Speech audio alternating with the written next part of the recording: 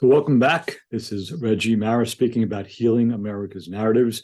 We're still in chapter 11, which is entitled So Now What?, where we reflect back on the previous 10 chapters of the problems we face in the United States of America and take a look at the individual and collective approaches that are available to us for true healing and for the integration of our collective shadow. So in the previous episode, we looked at M. Scott Peck's model for community making, which has 4 basic steps. I'll say them briefly here. Pseudo-community, in which we make believe we already are a community. Chaos, in which we realize that we were only making believe, and we think the solution is to fix other people, other groups. When that doesn't work, that's really uncomfortable, we can settle into emptiness, just getting quiet and realizing that we may be in over our heads and seeing what arises for us, emptying ourselves of our biases and need to fix other people and to really see what's true. And only through emptiness in Peck's model can we actually move into true community.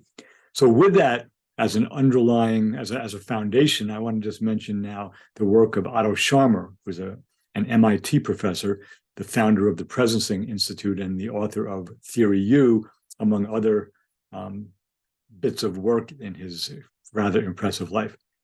And so what Scharmer does is he invites us to explore our blind spots, and to look at the inner place and the quality of intention and attention from which we operate as human beings.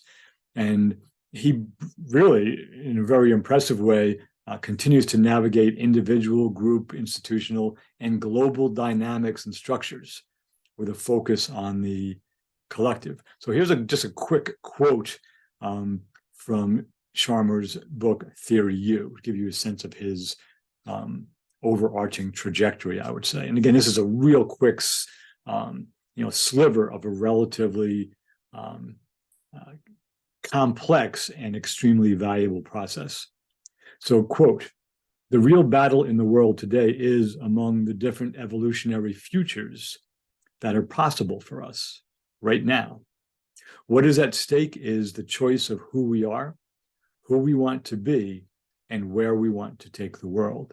The real question then is, what are we here for?"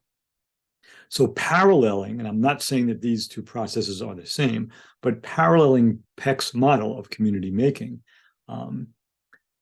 Scharmer basically asks us to first recognize our habits and patterns. And that's the move from pseudo-community into chaos in Peck's language.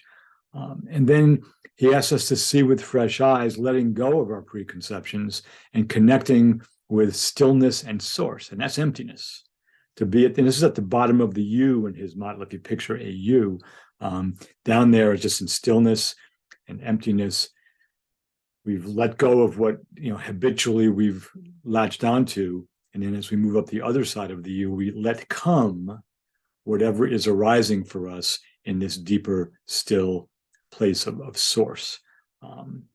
So there are very, very, I think, powerful similarities in these two processes, even though what Peck had set out to do and what Scharmer is currently still doing had very, very different beginnings and intentions, right?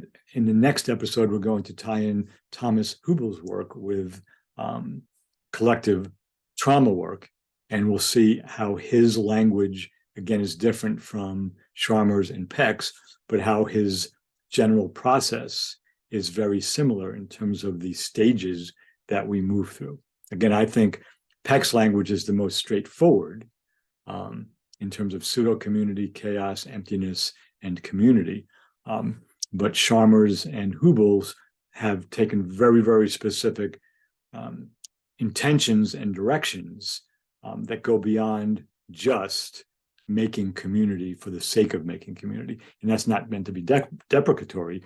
If we only had more of that, it would be great. But again, Scharmer and Hübel have very specific intentions in mind in their respective works. All right, so I'll see you the next time. Thank you, as always, for tuning in here.